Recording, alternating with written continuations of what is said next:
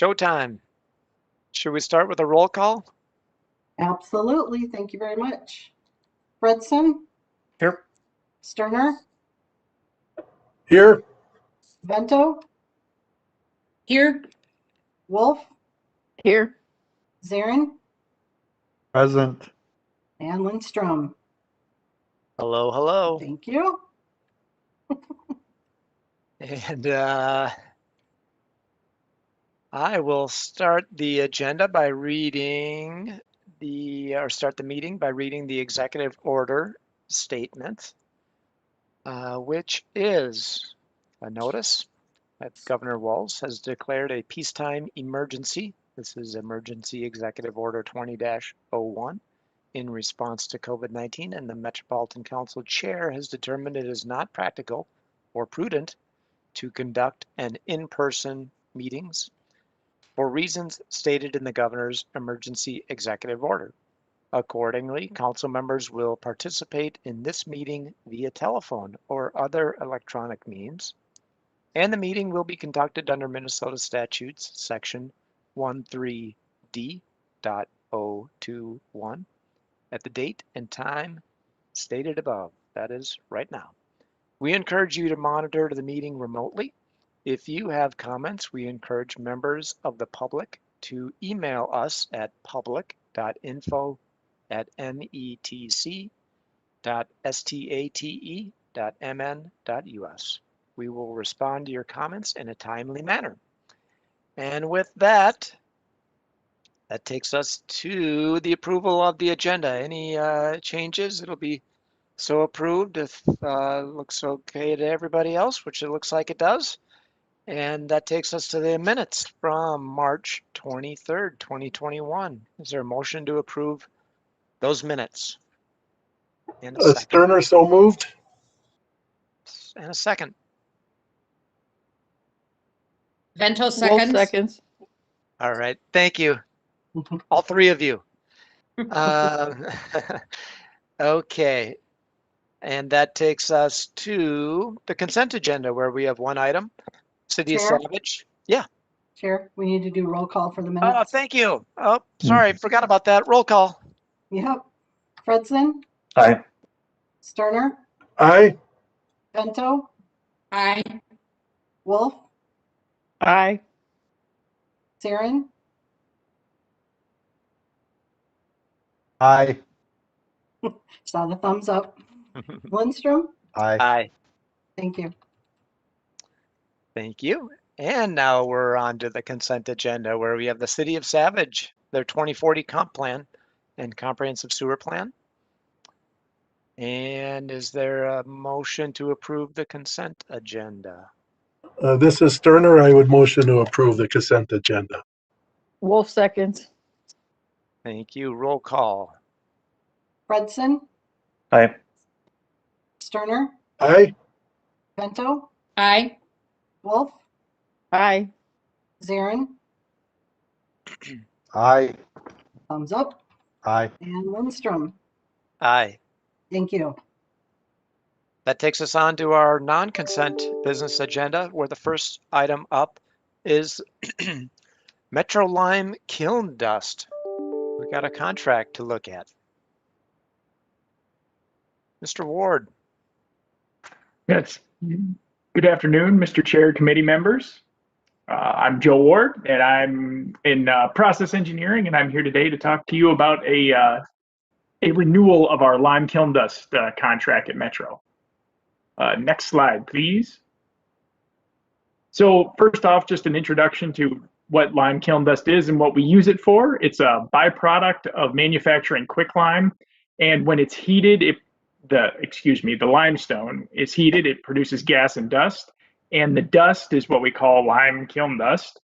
And for the limestone manufacturers, it has very little use and is mostly disposed of into landfills. Next slide, please. So what we use it for at Metro is when the incinerators are down, there's still continual biosolids sludge being produced. So some of that does have to go through the loadout system and be disposed of at a landfill. So, and I shouldn't say it, it depends on the situation if sludge storage is full or not. A lot of details anyway, but the point is when it goes to landfill for disposal, according to Minnesota law, it must be a Class B biosolids, and the way that we make our biosolids a Class B treated biosolid is to raise the pH of it for 2 hours, and that's what our lime kiln dust does. Next slide, please. So here's a couple photos of how the system actually works. What you can see is a giant hopper there. It says cake sludge processor, and then 2 pipes fall into the top of that hopper, and you can actually see some of the biosolids falling into the top of that hopper. Next slide, please.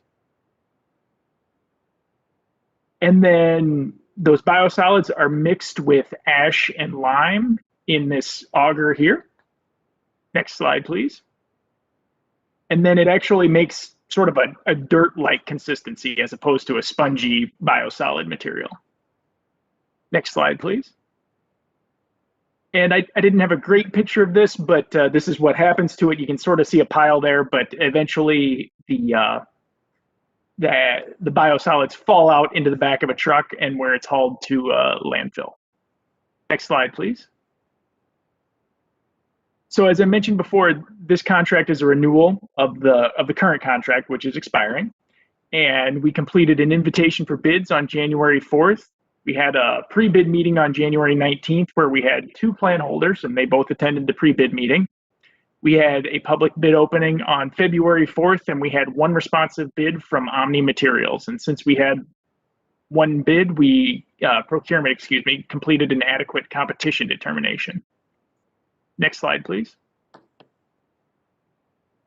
So this contract is for 4 years and an amount not to exceed $1,476,000. The first 2 years of the contract would be at $86 a ton, and the second 2 years, $88 a ton. And the Office of Equal Opportunity did not set an MCUB goal for this contract due to the specialized nature of the product that we're purchasing. Next slide, please.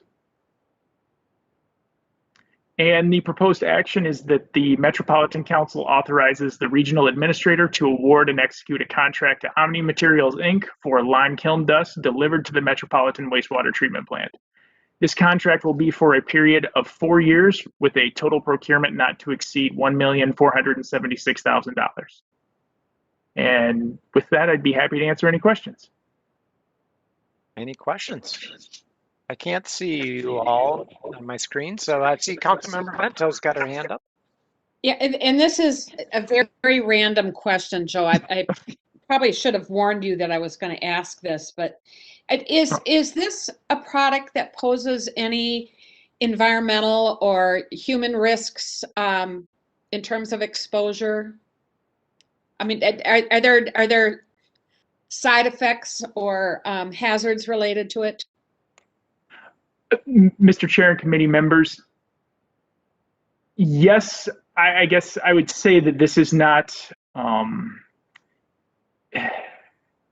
it's a dust that can damage lungs if you are in close proximity to it, and there's a lot of it. And so we take great care in handling this. And I guess I would say in general, from knowing the process, I failed to mention it, but one of my pictures on the slides was the truck blows the lime kiln dust into the silo itself, and then it is mixed with the biosolids when it's coming out into the back of the truck. So when everything is running correctly, no one is in contact with the lime kiln dust itself. Okay. And there's training that goes on for, excuse me, Mr. Chair, if I could. Yeah, please. There's training and procedures to help the folks working there protect themselves and maintain safe practices. Mr. Chair and committee members, yes, that's correct. There is training to make sure that we are anyone in contact with it is careful and is obviously wearing respirators and whatever personal protective equipment is necessary. Good. I appreciate that. And I think going forward, this is probably fair warning to anybody listening. Going forward with similar kinds of situations, I'll probably ask similar kinds of questions.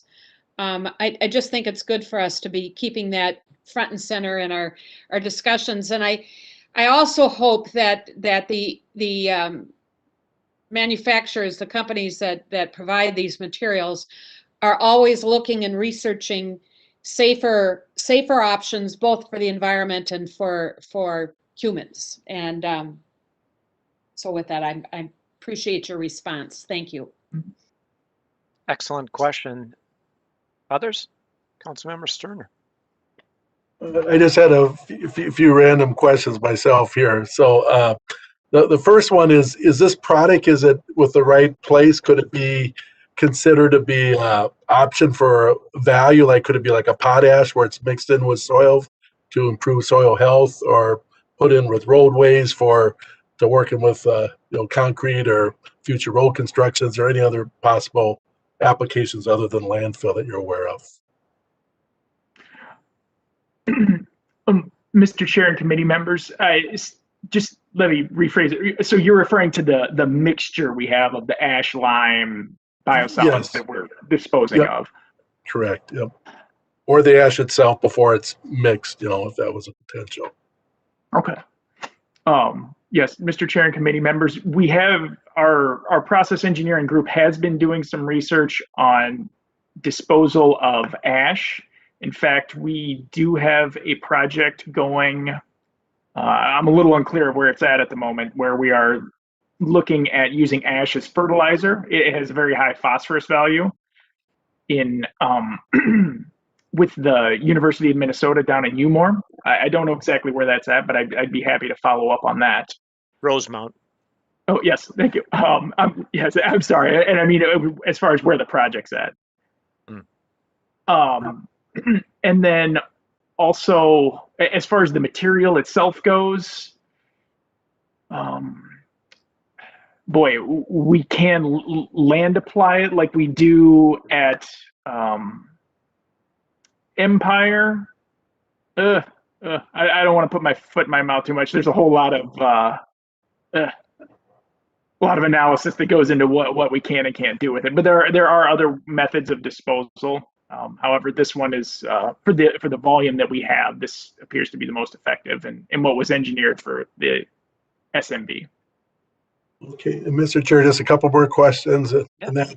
Okay, so my next one is: does it go into a particular landfill, or do we have a few different landfills that the contractors taking it to?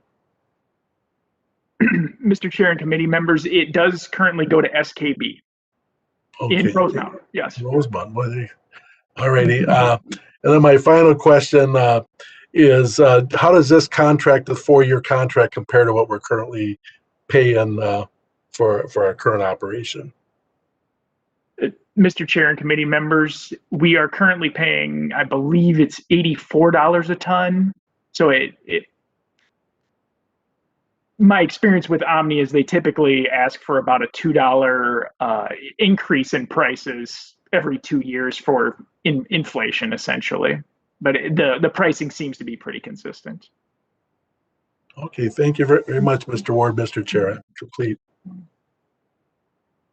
Councilmember Wolf, did those pictures satisfy your desire to have gross pictures? They did, Mr. Chair. He was talking about dirt-like biosolids. I figured that was thumbs up. All right, thank you. Do we need a motion to approve?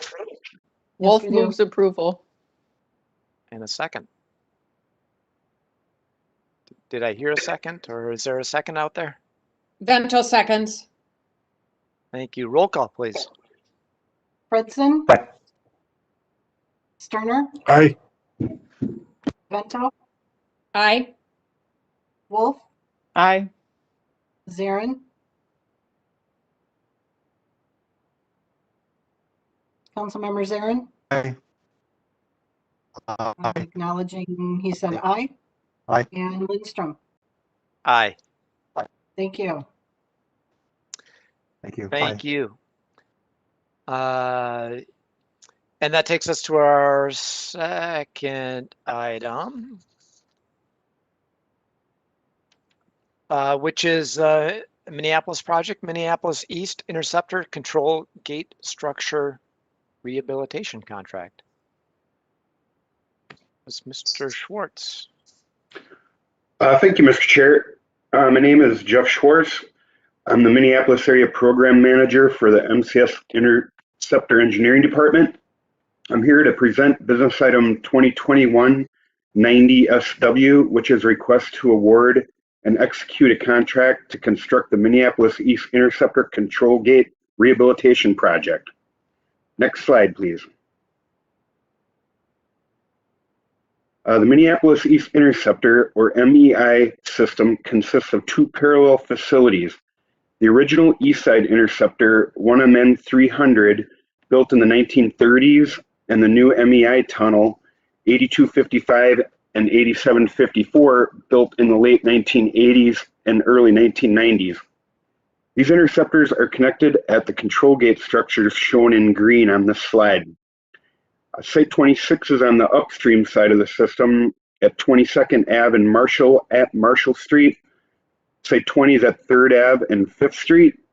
Site 18 is at 2nd Ave and Main Street. And Site 15 is at 2nd and 10th Ave. Site 11 is at Oak and Essex on the University of Minnesota.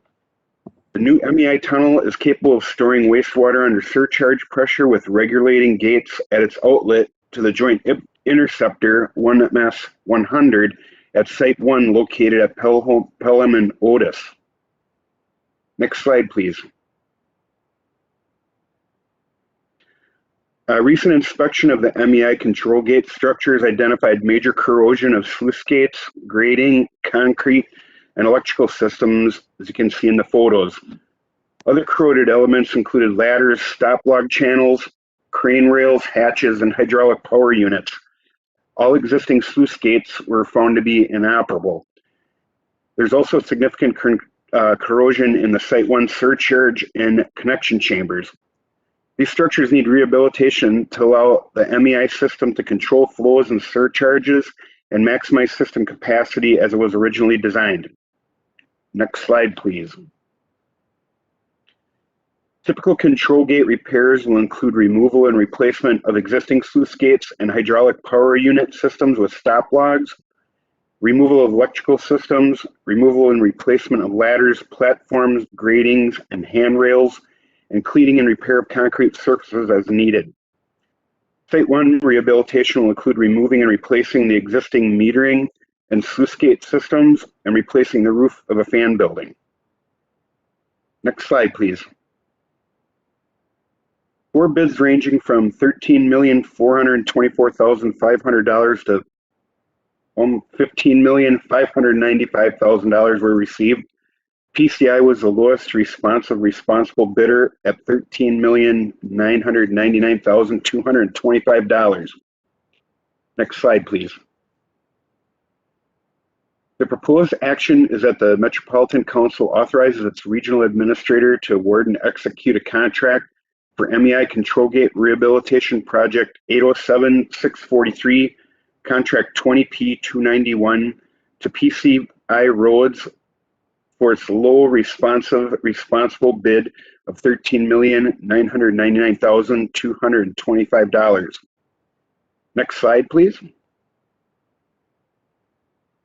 And thank you, Mr. Chair, and would take any questions anybody has. Thank you. Any questions?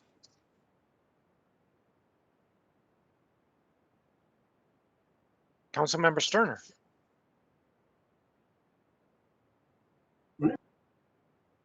One more time here. There we got it.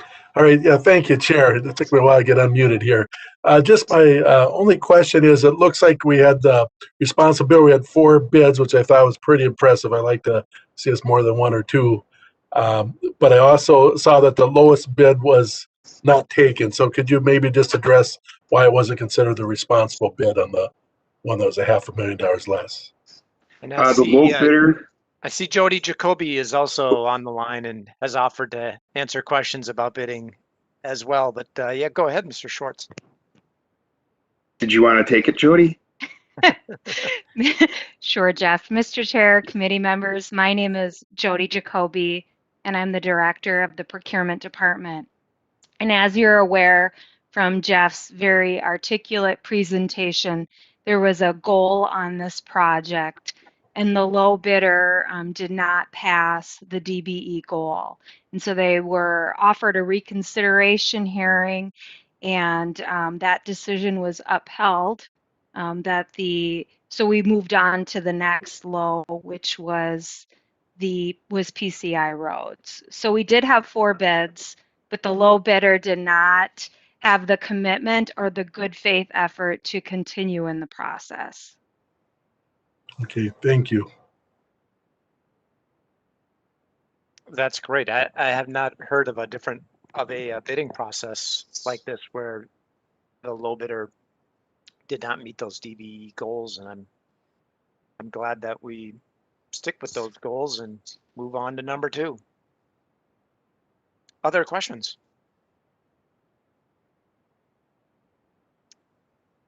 Seeing none. Chair, Yes, please. I don't know if you can't see me. I don't think in my video, my audio has been a little choppy. But my question is, how? Maybe it was in the presentation, but how old is this equipment? And is there anything that can be done to reduce the corrosion to expand the life of going forward on this? Mr. Chair, committee members, the original equipment was installed in the 1930s, and the other equipment was installed when we put the MEI in the 1980s. So we've gotten 40 years out of service life out of a lot of this equipment.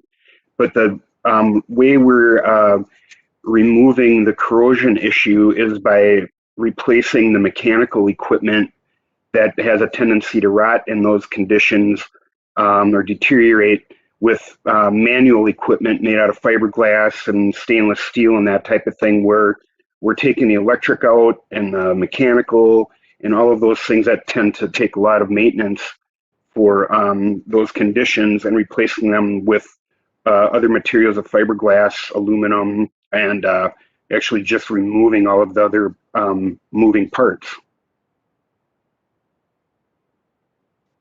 Thank you for that answer. I appreciate it.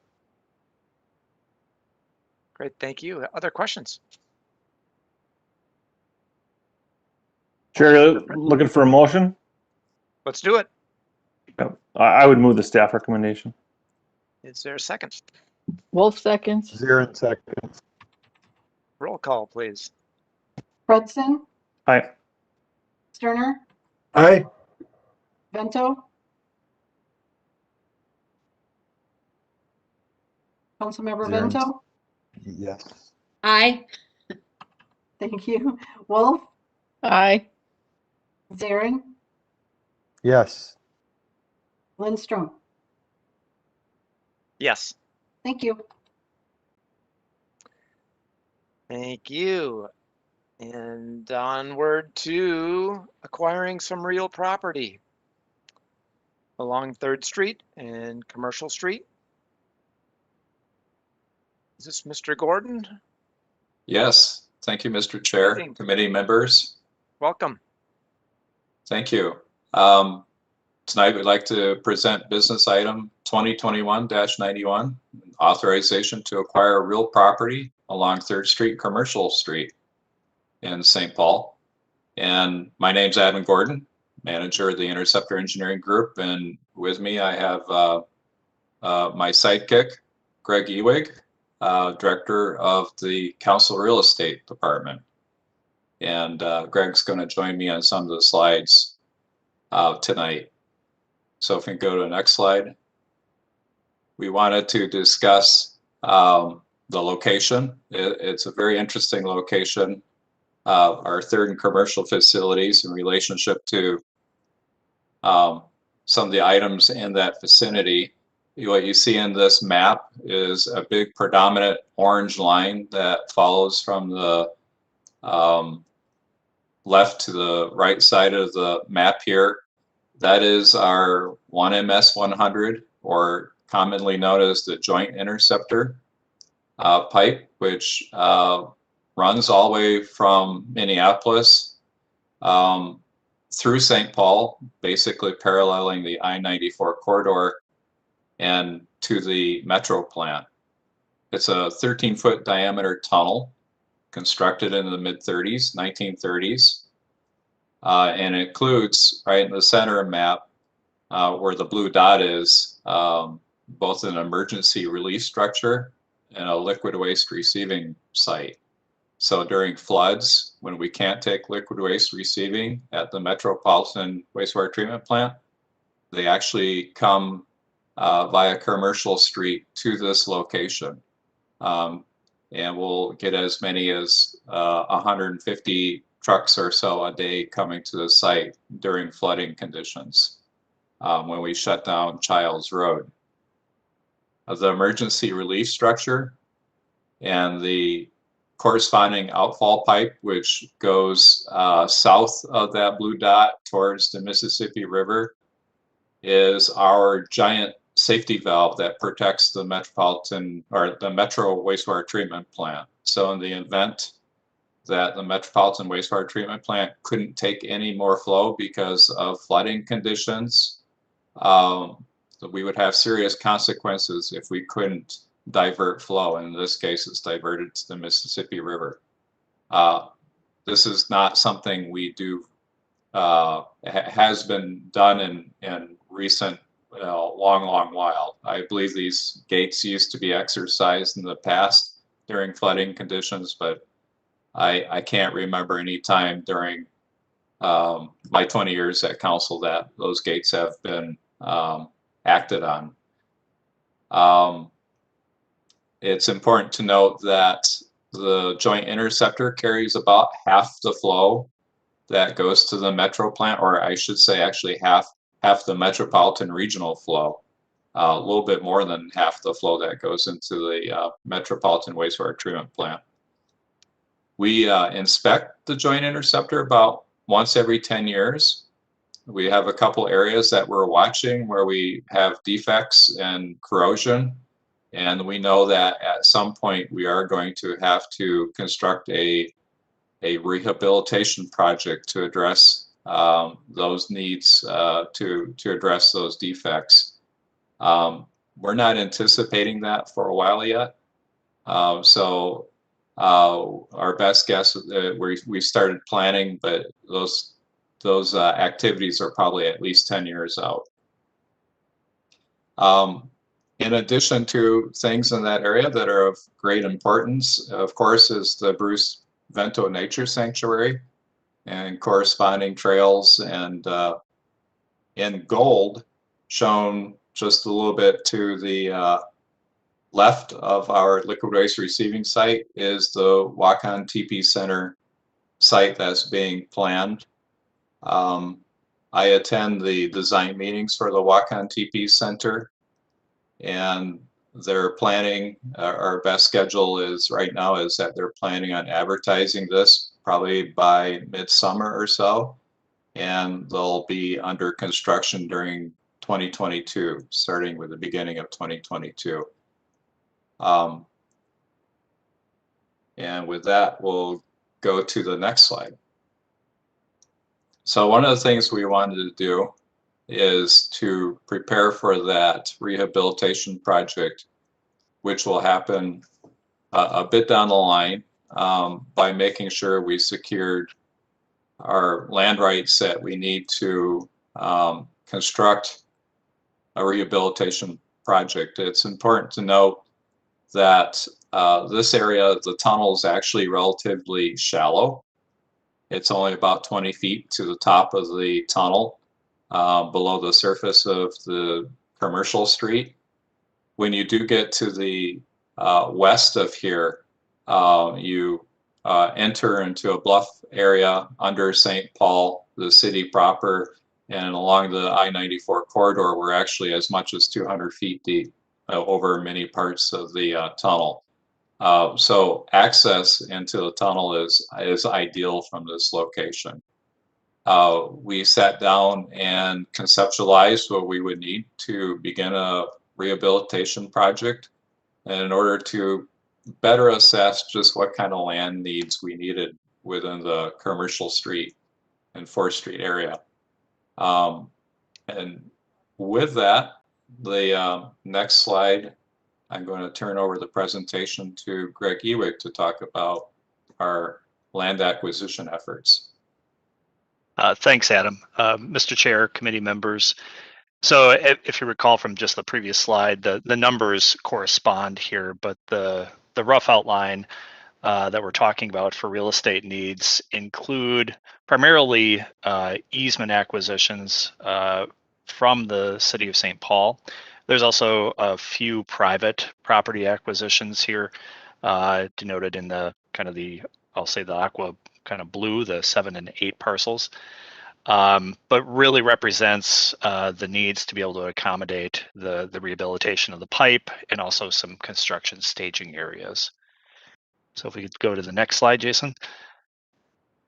So at this point, to date, we have, as Adam described, we've identified the parcels and the necessary rights, roughly 11 total. And there were a few city agreements related to the area that gave us, the council, some rights as to obtaining easements. So we have had an open channel with the city of St. Paul in those discussions. So looking ahead, really we're looking towards, subject to the approval here, having a more directed conversation with the city and the private owners. We expect that we will then undertake the kind of the normal due diligence, which includes environmental investigations, and ideally an acquisition target by the end of this year, if all goes according to plan. So we could have the next slide. Adam, I think passing it back to you for the action. I can take this one. So tonight, our proposed action is that the Metropolitan Council authorize the acquisition of all easements and fee interest necessary for the ongoing maintenance of the 1MS 100 Interceptor sewer, liquid waste receiving operations, and future construction to rehabilitate the Interceptor and associated facilities in the vicinity of 3rd and Commercial Street in the city of St. Paul and adjacent to the Bruce Vento Nature Trail and Nature Sanctuary. And with that, the next slide, be happy to take any questions. Questions from the committee? Councilmember Vento. Thank you, Mr. Chair. I'm going to abstain from voting on this, though I don't have any financial conflicts with regard to it.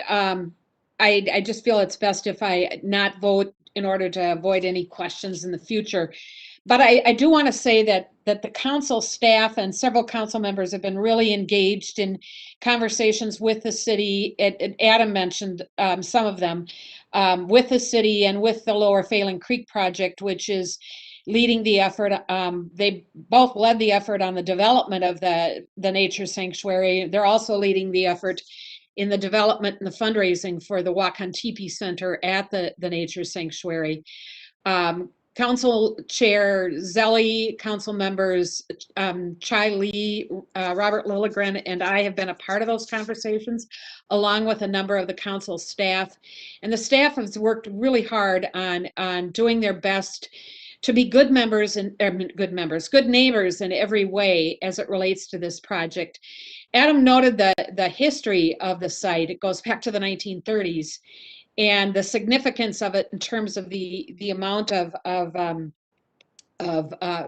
service it provides the Metro plant. So it's not an easy resolution to this, but there's been a lot of work, and I've just been really grateful to everybody on the Met Council team that have been a part of that. And so with that, I just wanted to explain that I also won't be voting, but I feel good about the engagement that's gone on thus far. And I hope we can continue to do that. Thank you. Me too. I just wanted to say, Adam, thank you for being a part of the design process. as Councilmember Vento said, it has been anything but easy. And significant challenges, and I'm sure there may be significant challenges yet ahead, but the fact that we're all at the same table and having a conversation is really good. Yep. Other questions or comments?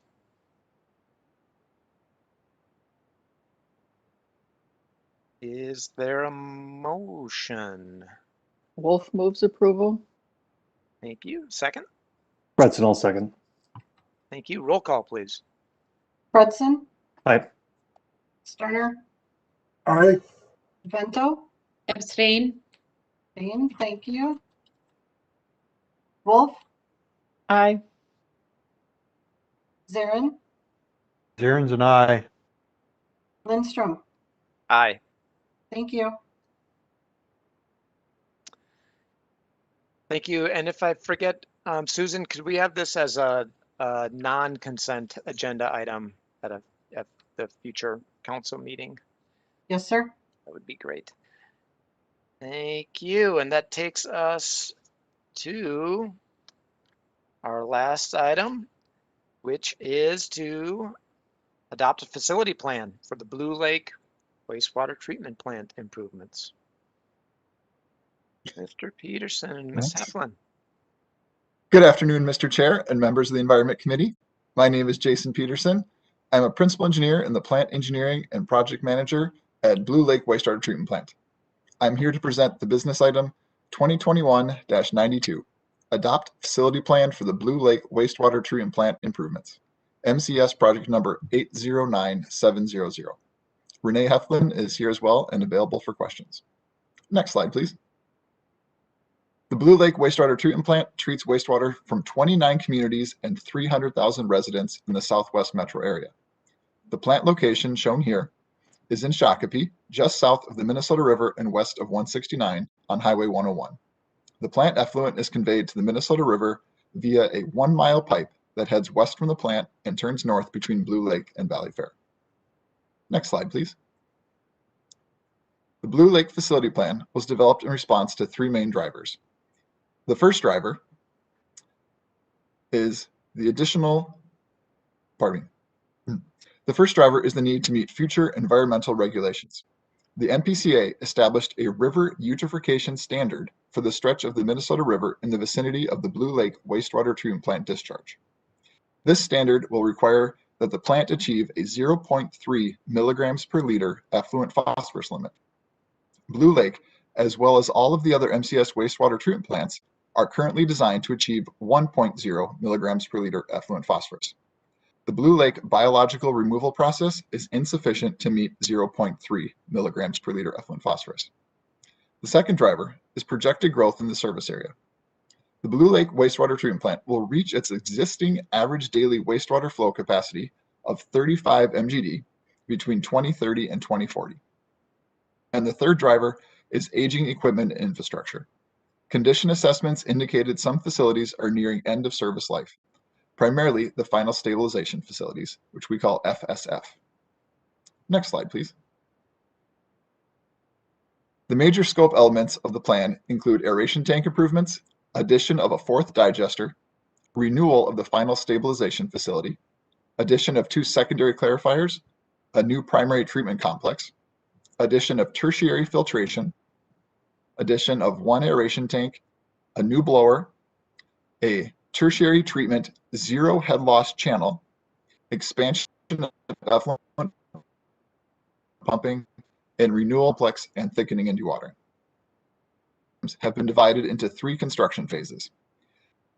The first phase is comprised of the scope items that need to be completed within the next 10 years to maintain our customer lives. Estimated at 150. Yes? Sorry to interrupt you. If you could turn your video off, you're breaking up with your audio. Sure. Thank you. All right.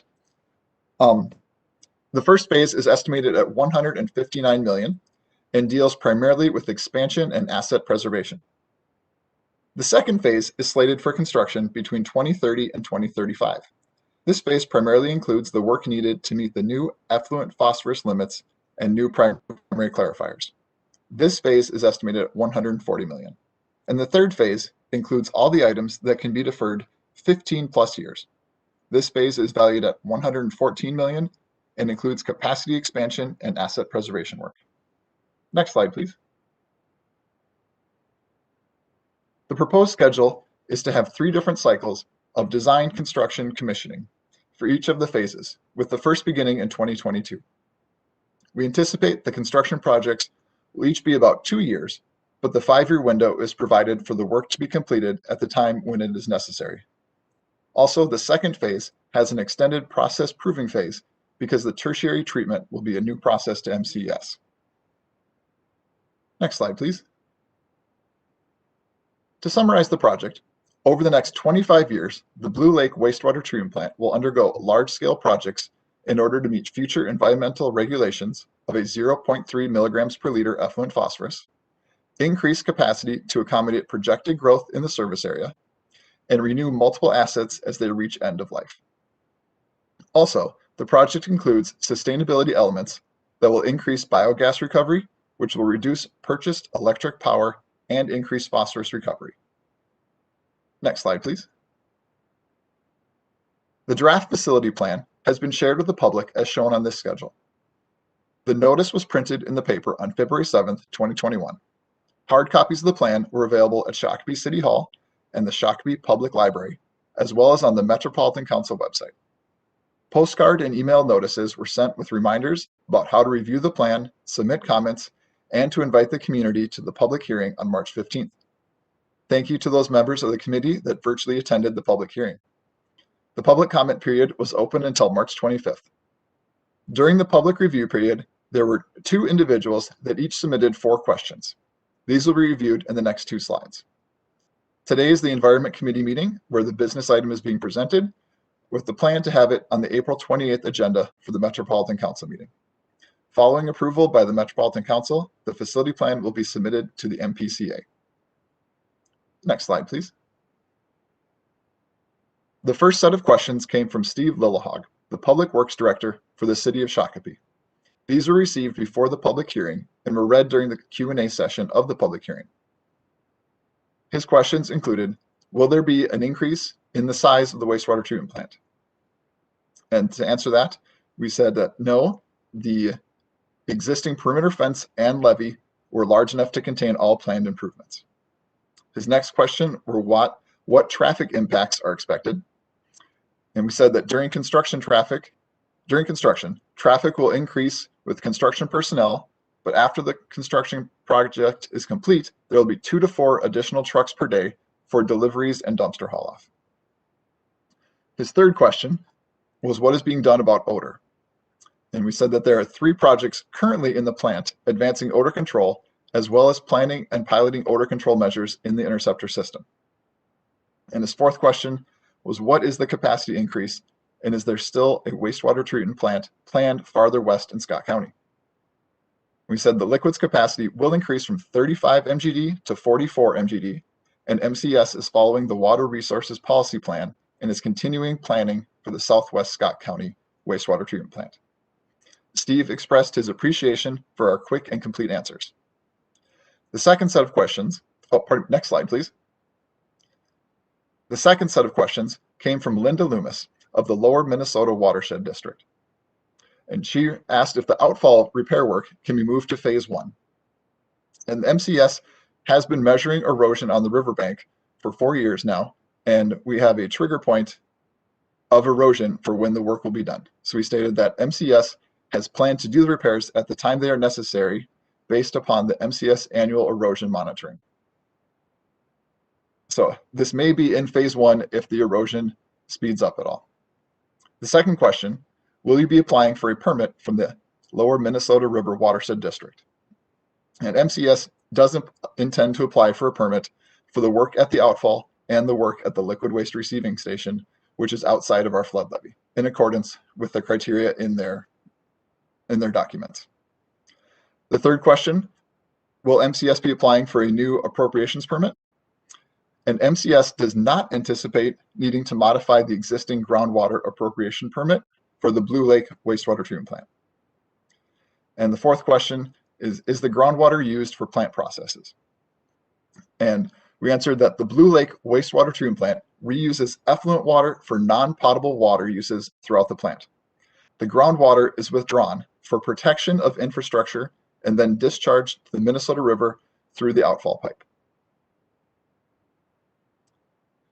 So, through the facility planning process, we found no opposition to the plan. Next slide, please. The proposed action is that the Metropolitan Council adopt the facility plan for the Blue Lake Wastewater Treatment Plant improvements, MCS Project 809700, per resolution number 2021-15 attached to the business item. All right, next slide. And with that, I thank you for your time, Chair Lindstrom and members of the committee. Renee and I can answer questions now, or you can email us later if you like. Great presentation. Any questions for Mr. Peterson?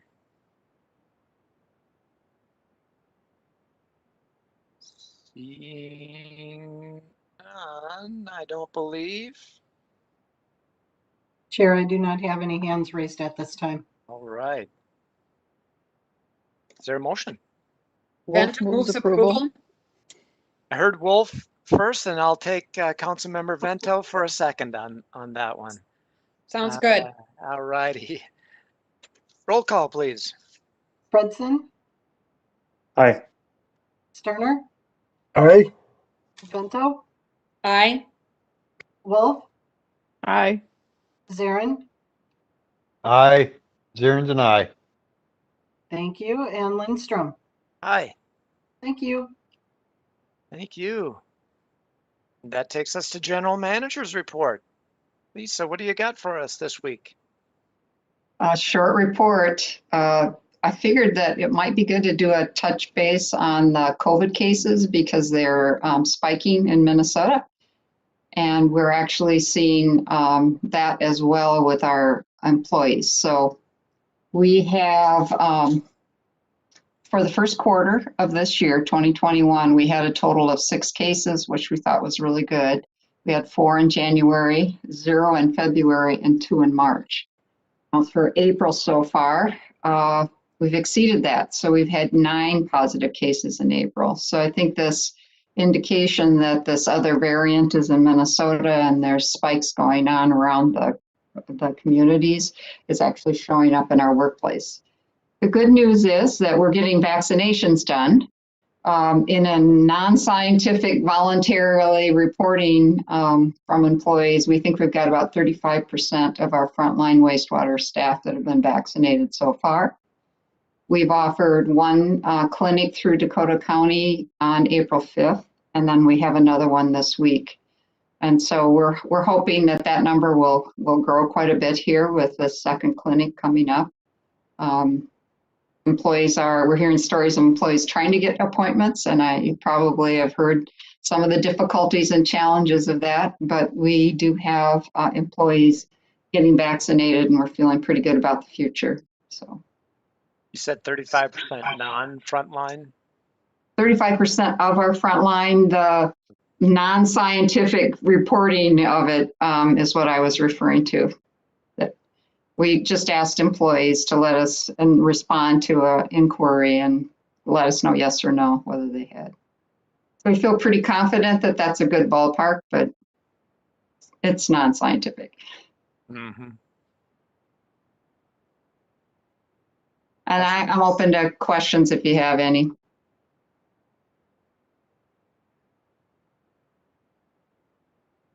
I think we're good. All right, thank you. Thank you. And that takes us to the end. Thank you, everybody. Have a great afternoon. Great meeting. Okay, Thank take you. care. Bye-bye. See you next time.